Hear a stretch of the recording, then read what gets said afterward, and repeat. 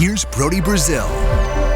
You know, I think it's a safe statement that baseball has changed its rules and format more in the last 5 years than it did in the prior 50 combined.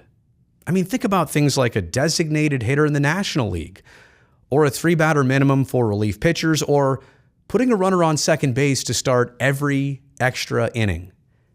Those would have been off the table and unheard of in the 80s or 90s, but here we are in 2023. Those are part of the game, in addition to 3 new rule changes that they implemented this season. But were they, again, the pitch timer, right, as one of them? For the first time ever, baseball was going to have a clock. That's a big deal. Also, the lack of shifting defensively. Can't put 7 infielders on the dirt. Can't do that. Can't have your shortstop on the right side of the infield. And also making the bases bigger, which I still am not sure why they did that. Maybe to prevent more injuries at first base, the collisions there, or maybe to make stealing a base even more attractive. So we don't really have anything to quantify that last rule, but we do have some information on how things have played out with the other 2 rules. And the results I'm about to share with you here, they are through the end of August, through 2008 Major League Baseball games played. These are all 9-inning games, by the way, that were evaluated. And 2008 games equates to 82.6% of this regular season. So, look, we have a good idea. This is definitely a big enough sample size to figure out, did these rules mean anything? Did they have any change? Because if they have no change, you look dumb. Why would you do this?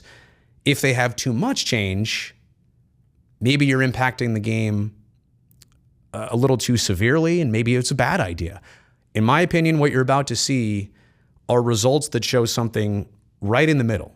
I think baseball has got to be happy with the rules they put in and how they've played out. So here's through 2008 games played. They wanted baseball to have a quicker pace. They wanted to get it down below the 3-hour mark, and they've done it. These are 9-inning games only. In 2023, the average time of game is 2 hours, 39 minutes. And that is significantly down from 2021, where we were 3:10. The average is down about 35 minutes here in 2023. Has anybody complained that baseball games are too quick? Right? I think you only hear the opposite. These games at 4 hours, they don't need to be this long every day. I'm all for a 2:39 game. It gets you closer to what basketball games are, hockey games are. Soccer matches are way more efficient time-wise. Football games, but 2:39 seems a lot more digestible to the common fan than 3:39. We've all watched a game that was that long. Or 4 hours and 22 minutes. We've seen games of that length too. You also look at the runs per game. They're close, 9.2. That's not far off of where things have been. Batting averages are up a little bit. On-base percentage is up a little bit. And strikeouts at 22.7%. As expected. Not a lot changed there. How about pitch timer violations? That was a big worry because you're pacing these games quicker with a timer. You've got the hitter, you've got the pitcher. They're both a little bit more under stress and pressure to get this at-bat going. And how many violations would we see? Well, at the beginning of this year, 0.87 per game. Basically 1 a game. Now we're down to 0.24 a game. Meaning that you get a violation on one side or the other one time every 4 games per major league team. And 65% of games this year, which says a lot considering that many of them were early in the year, people trying to figure out the rules and their cadence and all that stuff, 65% of games this year have now had no violations. By the way, of the violations, 71% were the pitcher and catcher. So the hitters have been ready, mostly. Pitchers and catchers are the ones that were, struggling with this. And obviously, they've got more going on, holding on runners. Batters got to be ready and presented for the pitch with 8 seconds left. Pitcher just has to be in motion before the clock expires. But this trend is great.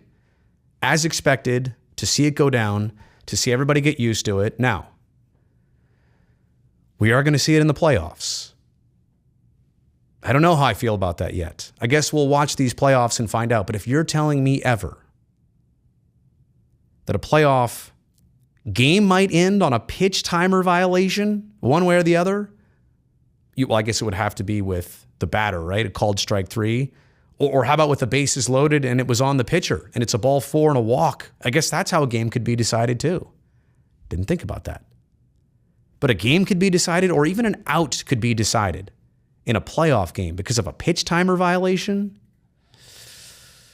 Yikes. It's one thing to expedite games in the regular season, but we're about to find out. Man, I hope this is not a problem for the postseason. How about Major League base running here in 2023? Now, the bases are bigger. I guess that's a little bit of a smaller distance than 90 feet. But really, the pitch timer works in favor of base runners.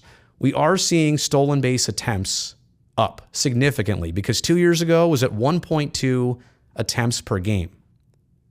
Now it's almost double that, 1.8. 1.8 stolen base attempts a game is the highest since 2012 in baseball. 80.2% is the highest stolen base rate in Major League history. And the pickoff attempts per game, that's what POA, I know that's not a common stat you see, but pickoff attempts are down. Pitchers are more focused on the batter instead of looking over or throwing over to first or throwing over to second. So if you like offense and you like the game and you like timeliness and you like efficiency, all of this goes along too. And again, if this was like 4 stolen base attempts per game, that would tell you that the rules need to be changed again. But going from 1.2 to 1.4 to 1.8, and we'll see what next year brings. I think this is a sign of a rule that they pretty much got right. Okay, no more defensive shifting. People thought this was going to increase batting averages and the shift was bad for hitters. It really didn't change things that much. Major League Baseball averages 244, 243. It's up 6 points or 5 points, depending on what year you're using as the baseline. The batting average on balls in play, that's BABIP. Not Bip Roberts, BABIP. 297 this year. So the average of balls in play is higher, meaning that maybe hitters are finding the hole a little bit better rather than, a pull-handed or a left-handed pull hitter.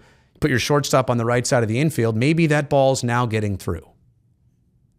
There's the BABIP for lefties and righties. By the way, it does seem to impact the lefties the most. They always seem to get shifted on the most too. For lefties, pulled ground balls have a 0.36 increase in the BABIP average, batting average on balls in play, and their line drives are also up too. So ground balls are getting through, line drives are getting through, a lot more for lefties than righties this season. So, increases, not dramatic. Has anybody missed the shift, by the way? Is there anybody clamoring for, I haven't seen baseball with the shift and I hate that? No, nobody's complaining. Nobody's even noticing, quite honestly. That's a good thing. That means that baseball got this rule right. They got just the amount of result that they needed. All right, so that's the research from Major League Baseball. Again, let me know what you think. I think the rules worked.